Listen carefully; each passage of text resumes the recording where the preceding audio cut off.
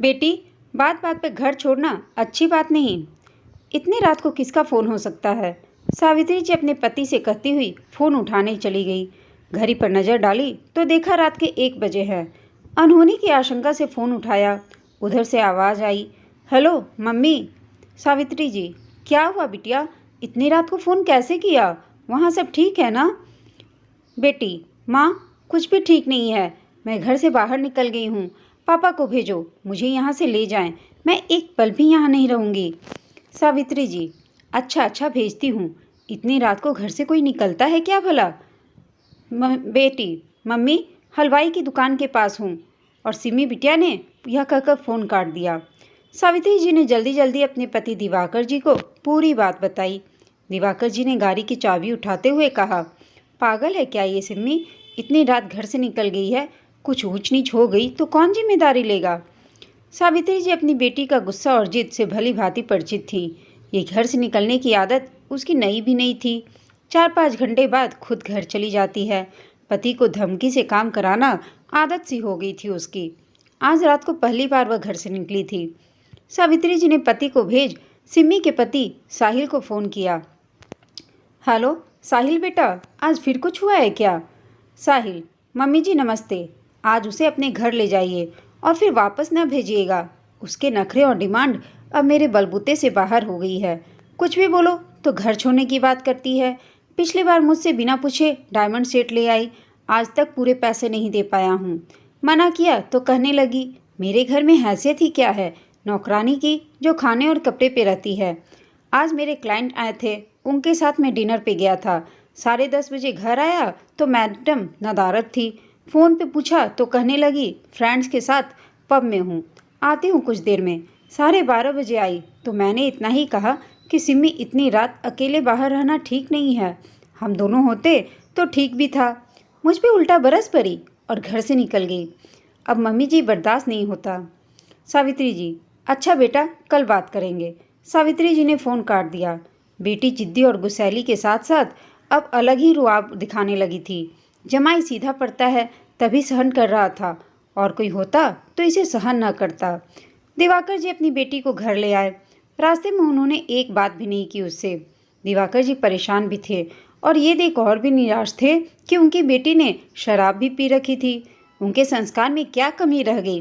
पानी सिर से ऊपर जा रहा था। कोई कड़ा फैसला लेने का समय आ गया था। बचपना कहकर बात को टालना अब सही नहीं था। दूसरे दिन सुबह सुबह बिना चाय पिए ही दिवाकर जी निकल गए।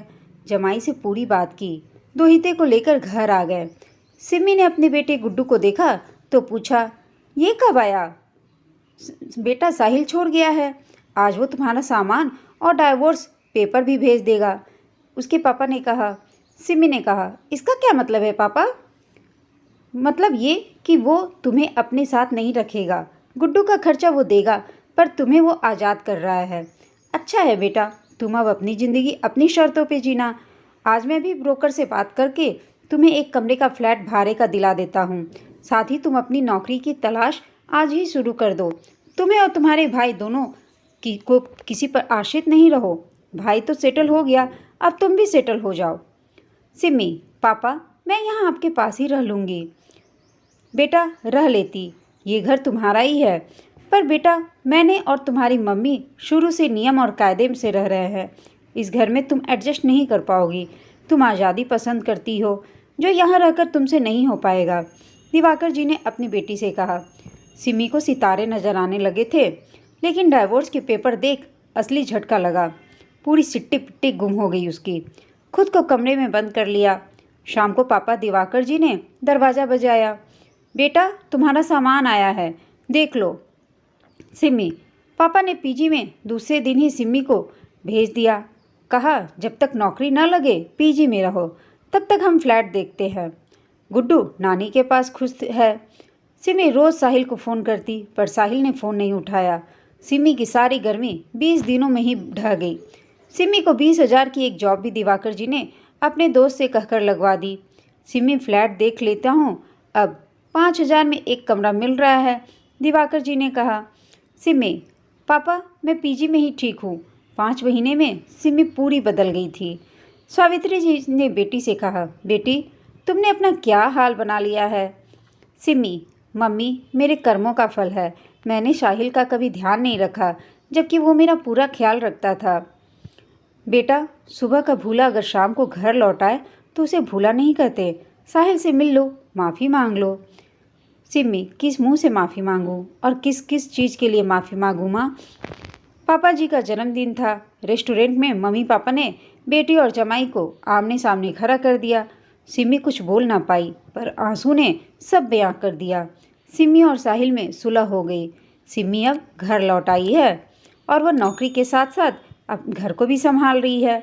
दोस्तों, आपको यह कहानी कैसी लगी हमें कमेंट करके बताइएगा। साथ ही कहानी अच्छी लगी हो तो इसे लाइक, शेयर और चैनल को सब्सक्राइब करना ना भूलें। कहानी सुनने के लिए आप सबका धन्यवाद।